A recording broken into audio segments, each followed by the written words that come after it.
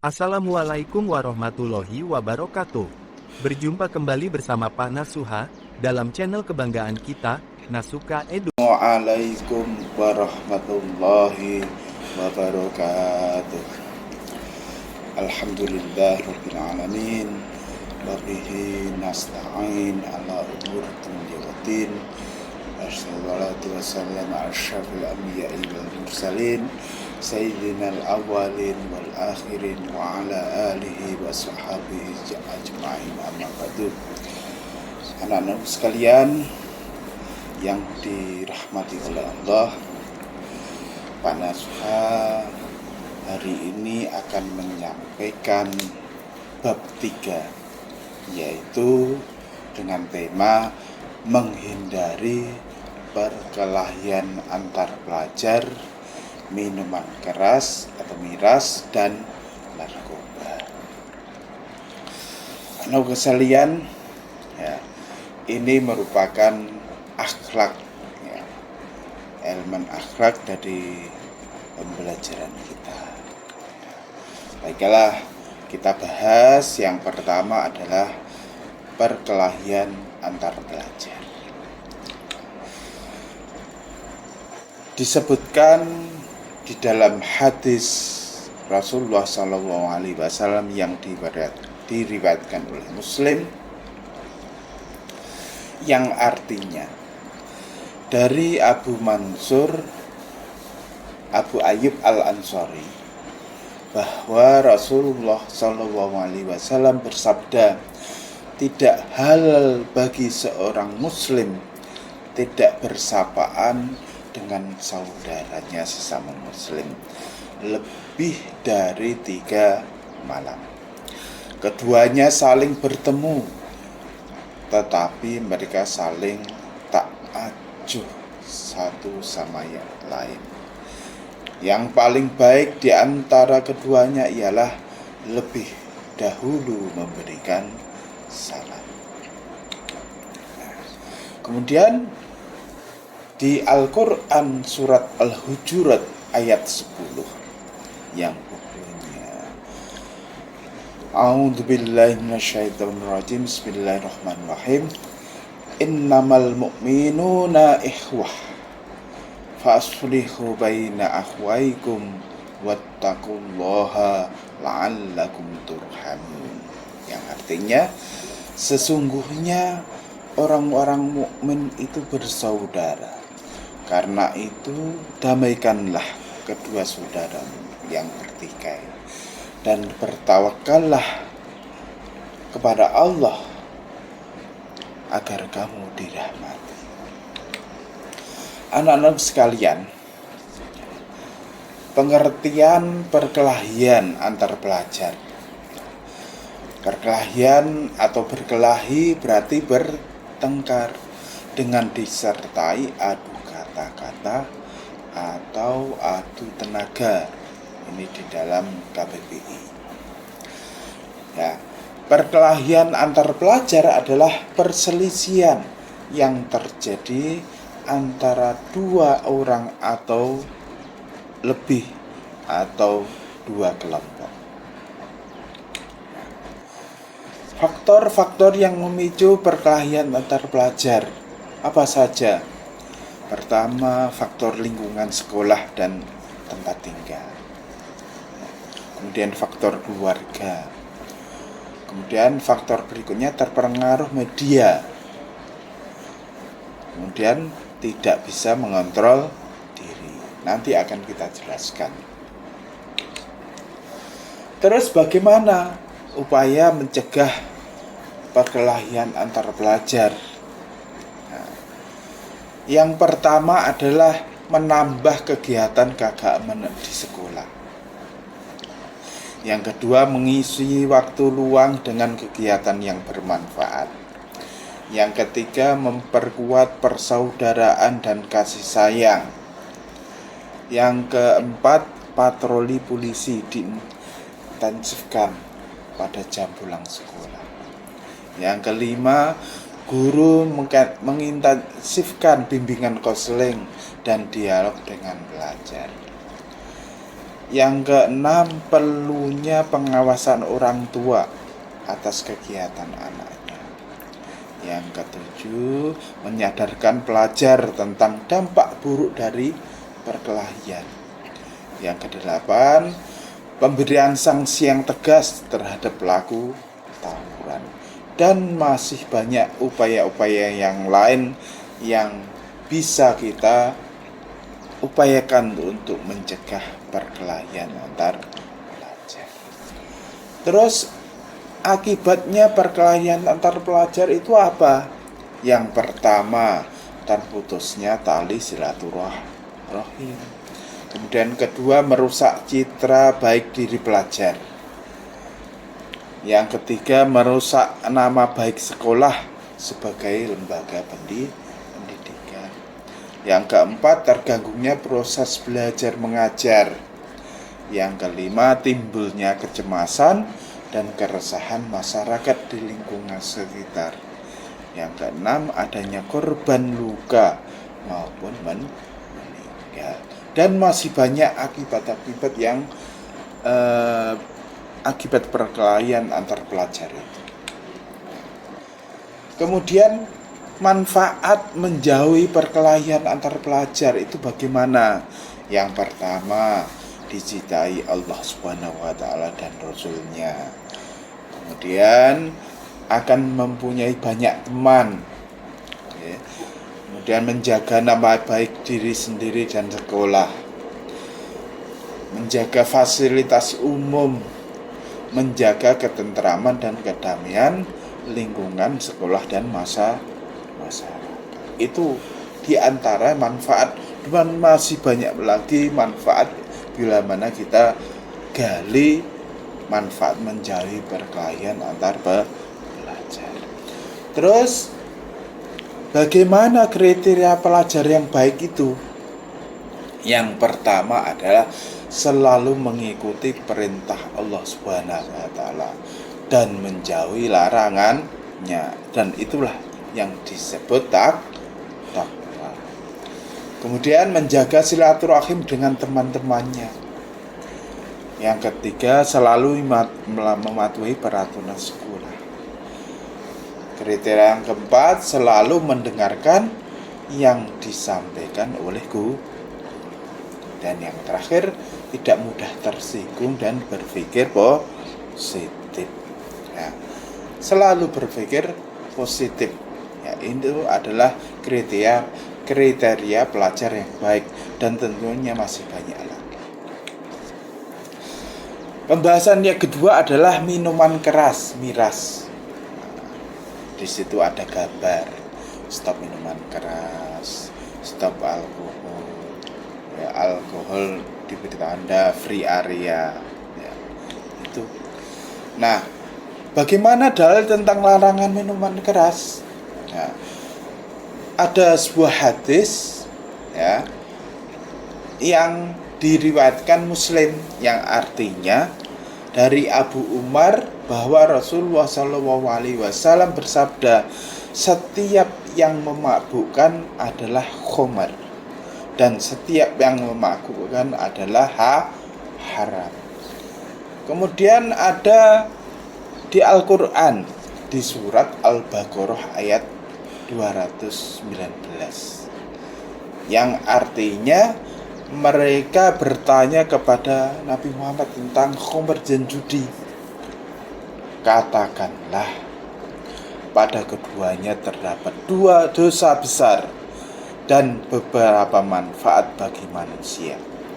Akan tetapi dosa keduanya lebih besar daripada manfaatnya. Mereka juga bertanya kepadamu tentang apa yang mereka infakkan. Katakanlah, yang diinfakkan itu adalah kelebihan dari apa yang diperlukan.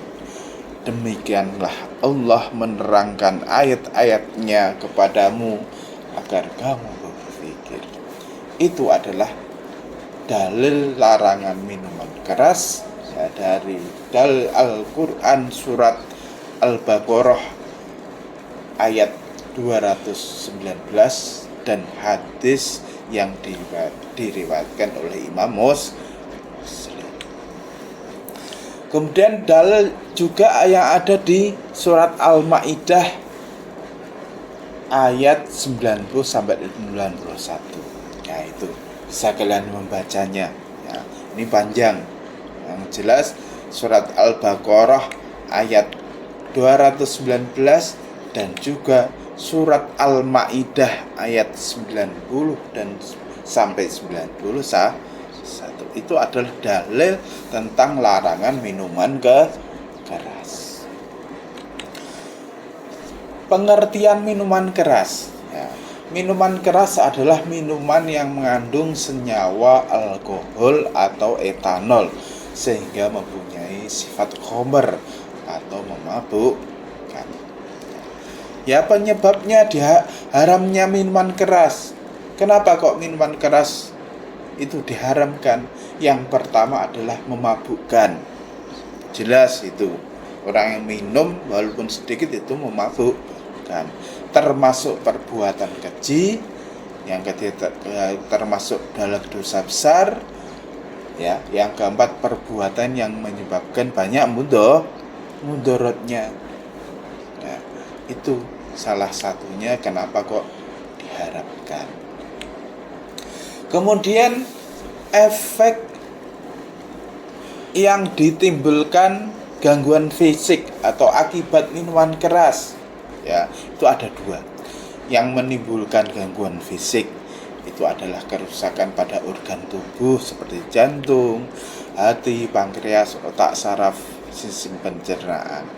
Kemudian gangguan fisik impoten, ya, metabolisme tubuh terganggu, cacat pada janin, berefek negatif pada organ.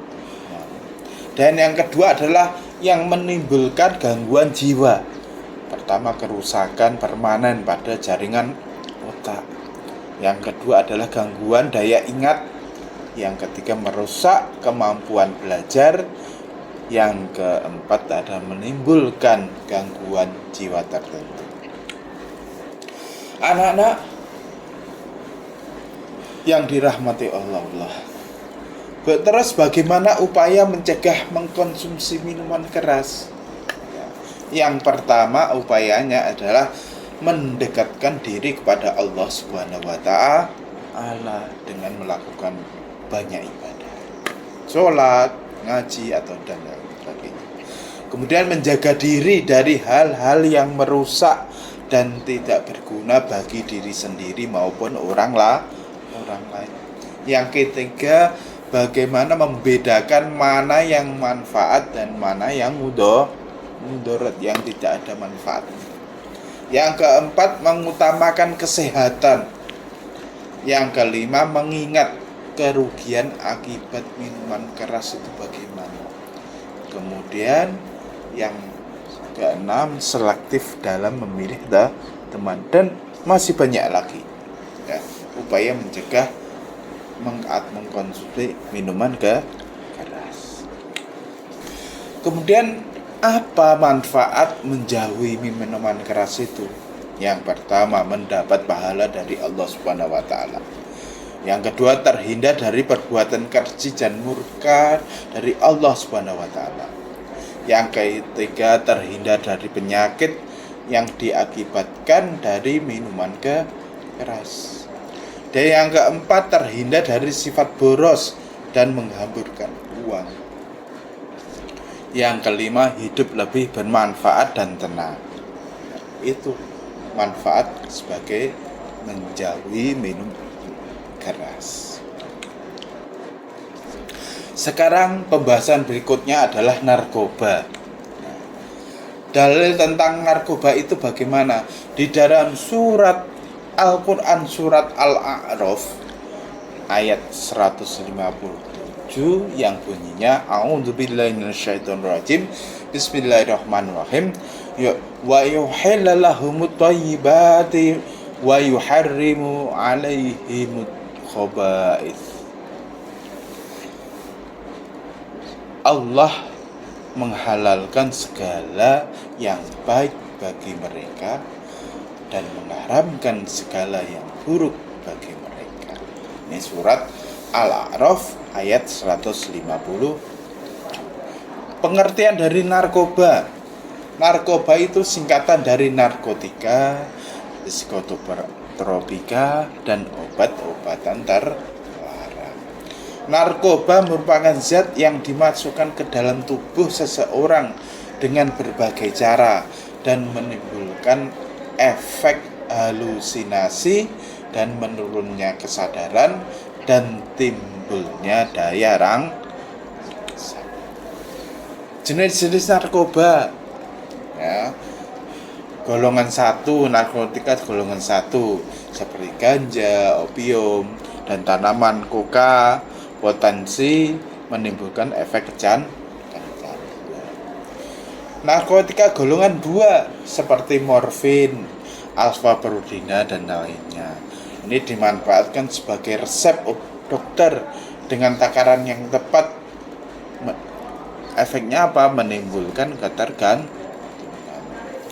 Narkotika golongan 3, risiko ketergantungan ringan dan banyak digunakan sebagai pengobatan dan terapi. Kemudian upaya untuk menghindari narkoba itu apa? Yang pertama, mengingat Allah Subhanahu wa ta'ala telah mengharamkan hambanya untuk mengonsumsi narkoba. Yang kedua, mengetahui dan menyadari bahwa narkoba membawa dampak buruk bagi kesehatan dan kehidupan. Yang ketiga, memiliki pendirian teguh dan selektif memilih teman. Dan masih banyak upaya-upaya yang lain yang untuk menghindari narkoba. Terus faktornya apa? Penyalahgunaan narkoba. Nah, salah satu penyebab yang pertama keinginan untuk mencoba dan tampil beda, agar percaya diri sebagai gaya hidup, lifestyle, pengaruh lingkungan, salah pergaulan. Itu salah satunya dari faktor-faktor penyalahgunaan narkoba. Berikutnya, terus akibatnya apa? Bagaimana akibat dari penyalahgunaan narkoba? Nah, ada 2, dampak terhadap fisik dan dampak terhadap psikis. Nah, dampak terhadap fisik seperti gangguan pada sistem saraf dan membuat penggunanya kejang-kejang. Yang kedua, halusinasi dan hilang kesadaran. Yang ketiga, sering sakit kepala, mual, susah tidur dan lainnya. Dampak yang terhadap psikis, ya, seperti sulit berkonsentrasi, ya, sulit berkonsentrasi. Yang kedua adalah perasaan kesal dan tertekan. Ya. Kemudian lamban ketika bekerja, ceroboh dan sering tegang serta gelisah. Yang keempat, kematian karena overdosis. Itu akibat dari penyalahgunaan narkoba. Terus bagaimana manfaat menjauhi narkoba itu? Yang pertama adalah mendapat pahala dari Allah Subhanahu wa ta'ala. Terus yang kedua, terhindar dari perbuatan keji dan murka Allah Subhanahu wa ta'ala. Yang ketiga, terhindar dari penyakit yang disebabkan oleh penggunaan narkoba. Terus yang keempat, memiliki pergaulan yang baik di masyarakat. Dan masih banyak manfaat yang lainnya apabila kita menjauhi narkoba. Anak sekalian yang dirahmati Allah, Pak Naska akan menyimpulkan pelajaran kita hari ini.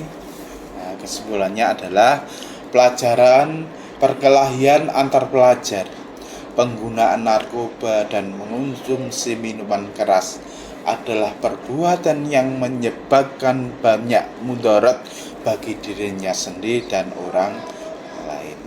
Ketika perbuatan tersebut juga sangat dilarang oleh Allah Subhanahu wa ta'ala dan dapat mendatangkan murkanya. Mengisi waktu luang dengan hal yang bermanfaat, selektif dalam memilih teman, mengeratkan persaudaraan dan kasih sayang, serta mengingat dampak buruk dari hal-hal tersebut adalah upaya pencegahan sebagai hamba Allah yang taat.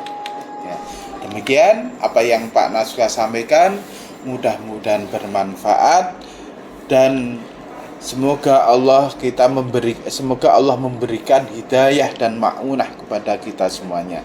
Amin amin ya rabbal alamin. Saya akhirul kalam, saya tutup. Billahi taufik wal hidayah. Wassalamualaikum warahmatullahi wabarakatuh.